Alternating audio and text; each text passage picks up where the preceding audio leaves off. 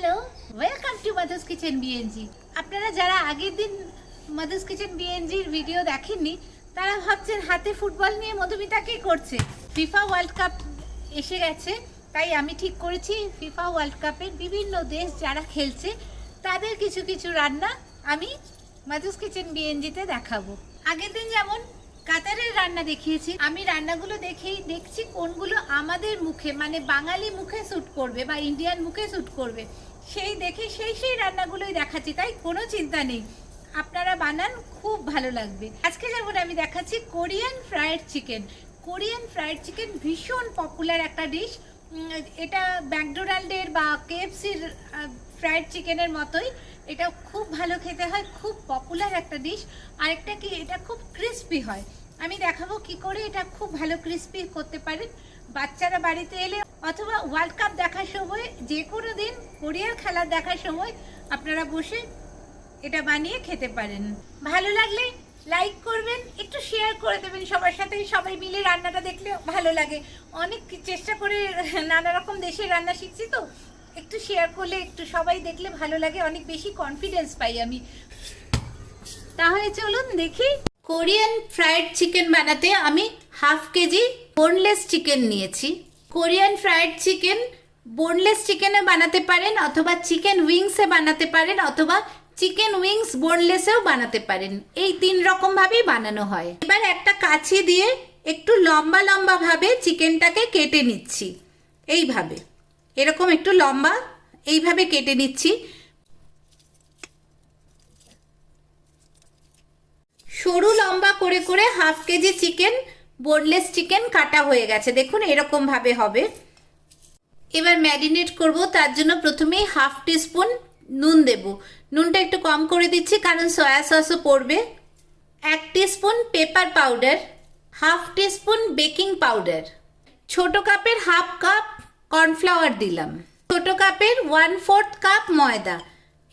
এটা মনে রাখার সহজ উপায় হচ্ছে, যদি 5 চামচ কর্নফ্লাওয়ার দেন তাহলে 2 চামচ ময়দা। 2টো ডিম দেব। খুব ভালো করে মেখে নিতে হবে। তেল গরম করতে দিয়ে দিয়েছি, খুব ভালো করে মাখা হয়ে গেছে। এবার ফ্রাই করব। কোরিয়ান চিকেনের একটা ইম্পর্টেন্ট জিনিস হচ্ছে খুব ক্রাঞ্চি হয়। কি করে এত ক্রাঞ্চি হয়? একবার আমি ভাজবো, তারপর তুলে রাখবো, তারপরে আবার সেকেন্ড টাইম ভাজবো, তাহলে এটা খুব ভালো ক্রাঞ্চি ব্যাপারটা আসবে। তেল গরম হয়ে গেছে, এবার একটা একটা করে চিকেন ভাজতে দিয়ে দেব।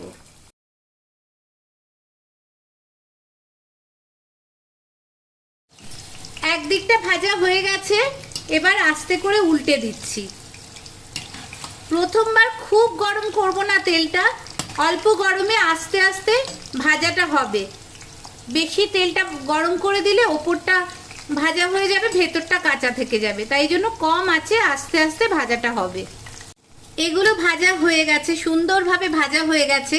এবার আমি তুলে নিচ্ছি। পরের সেটগুলো আস্তে আস্তে ভেজে নেব। দেখুন খুব সুন্দর ভাজাগুলো হয়ে গেছে, ক্রিস্পিও হয়েছে, কিন্তু মেনলি যেটা হয়েছে যে ভেতরটা খুব নরম হয়েছে। খুব সুন্দর একদম চিকেনগুলো নরম হয়ে গেছে, টুকরো হয়ে যাচ্ছে। এবারে আমি সেকেন্ড টাইম ভাজবো, তাহলে ক্রিস্পি ব্যাপারটা খুব হবে। আর এখন কিন্তু আমি তেল খুব গরম করে ভাজবো। এবার একটা সস বানাবো। সসটা বানানোর জন্য লাগবে 1/3 cup tomato ketchup, 1/3 cup soya sauce, 2 tablespoon vinegar. আমি রেড চিলি সস নিয়েছি, আপনারা চিলি ফ্লেক্সও নিতে পারেন। 2 tablespoon red chilli flakes, আর 5-6টা মতো রসুন কোয়া নিয়েছি। আর এটা হচ্ছে সাদা তিল, এটা লাস্টে ওপর থেকে সাজিয়ে দেওয়ার জন্য লাগবে। রসুনগুলো প্রথমে ছাড়িয়ে নিচ্ছি। রসুন রাখবো, ছুরি দিয়ে রেখে উপর থেকে এরকমভাবে চাপ দেব। তারপরে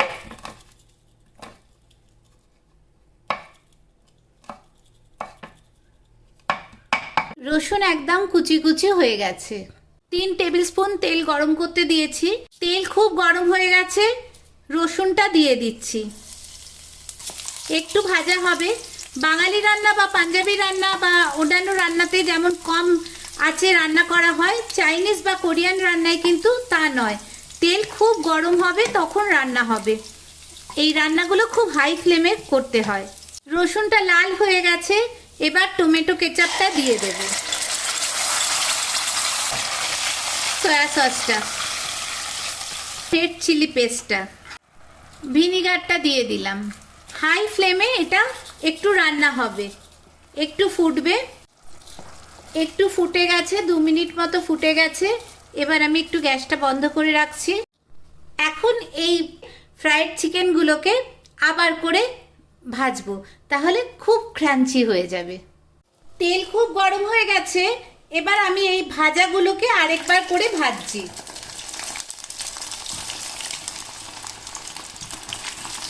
ভেতরটা ভাজা অলরেডি হয়ে গেছে, তাই ওপরটা ক্রিস্পি করার জন্য এটাকে আবার করে ভাজছি। আমি এই কড়াইয়ে যদি সবটা দিয়ে দিই তাহলে একসাথে ভাজাটা হবে না, সবটা ডুববে না, তাই জন্য আমি দুটো লটে ভাজবো। একবার এইগুলো ভাজা হয়ে যাবে খুব ভালো করে, তারপর পরেরগুলো ভাজবো। অনেকক্ষণ হয়ে গেছে, দেখুন চিকেনগুলো একদম লাল হয়ে গেছে, ভাজাটা এত ভালো হয়েছে। এবারে একটু উল্টে দেব, তাহলে উল্টো দিকটাও খুব ভালো করে ভাজাটা হয়ে যাবে। খুব ভালো করে ভাজাটা হয়ে গেছে, দুদিকটাই খুব ভালো করে ভাজা হয়ে গেছে। এবার তেল ঝরিয়ে চিকেনগুলোকে তুলে নিচ্ছি।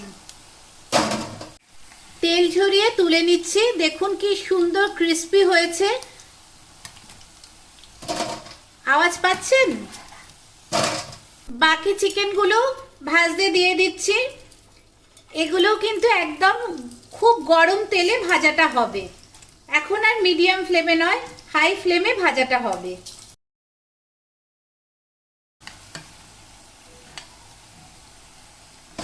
দেখুন কি সুন্দর ভাজাগুলো হয়ে গেছে, দেখছেন আওয়াজ? একদম দারুণ ক্রিস্পি। এবার এটাকে সসে মেশাবো আর হয়ে যাবে কোরিয়ান ফ্রাইড চিকেন। এই সসটা তৈরি করে রেখেছিলাম সেকেন্ড টাইম ভাজার আগেই, এবার একটু গরম করে নিচ্ছি, একটু ঠান্ডা হয়ে গেছে। সসটা একদম গরম হয়ে গেছে, এবার এই ক্রিস্পি চিকেন এর মধ্যে দিয়ে দিলাম আর খুব ভালো করে মিশিয়ে দেব।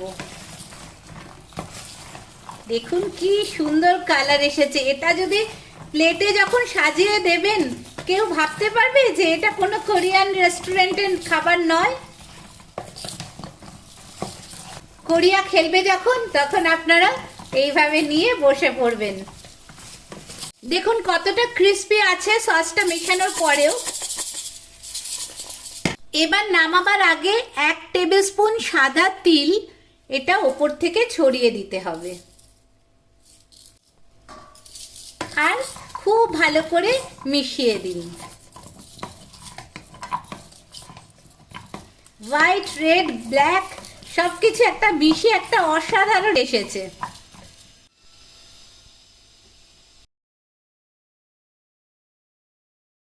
তৈরি হয়ে গেল কোরিয়ান ফ্রাইড চিকেন। এবার আর একটু সামান্য তিল ওপর থেকে সাজানোর জন্য দিয়ে দিলাম। এটা অপূর্ব রেডিশ কালার এসেছে। আপনারা কালারটা বুঝতে পারছেন কিনা আমি জানি না, ভীষণ ভীষণ সুন্দর একটা রং এসেছে। অপূর্ব স্বাদের কোরিয়ান ফ্রাইড চিকেন রেডি। দেখুন কি সুন্দর হয়েছে, ওপর থেকে ক্রিস্পি কিন্তু ভেতরটা এত নরম, কি সুন্দর হয়েছে। আপনারা বাড়িতে অবশ্যই বানাবেন। এবার সামনেই কোরিয়ার ম্যাচের দিন, এরকম fried chicken, Korean fried chicken বানাবেন আর টিভির সামনে নিয়ে বসে পড়বেন। দারুণ একটা অন্যরকম অনুভূতি হবে। তাহলে কেমন লাগলো কোরিয়ান রেসিপি? অবশ্যই বানাবেন, আমায় জানাবেন কেমন হয়েছে। ভালো থাকবেন সবাই, নতুন নতুন রান্না শিখুন, দেখুন। আর মধুস কিচেন বিএনজিকে মনে আছে তো, সাবস্ক্রাইব করবেন আর একটু বেশি বেশি করে শেয়ার করে দেবেন। একটু শেয়ার করলে না সবাই মিলে আমরা রান্নাগুলো দেখতে পারি, নতুন নতুন রান্না শিখতে পারি, আর আমিও অনেক বেশি কনফিডেন্স পাই যে সবাই মিলে আমরা রান্নাটা দেখছি বলে। ভালো থাকবেন সবাই।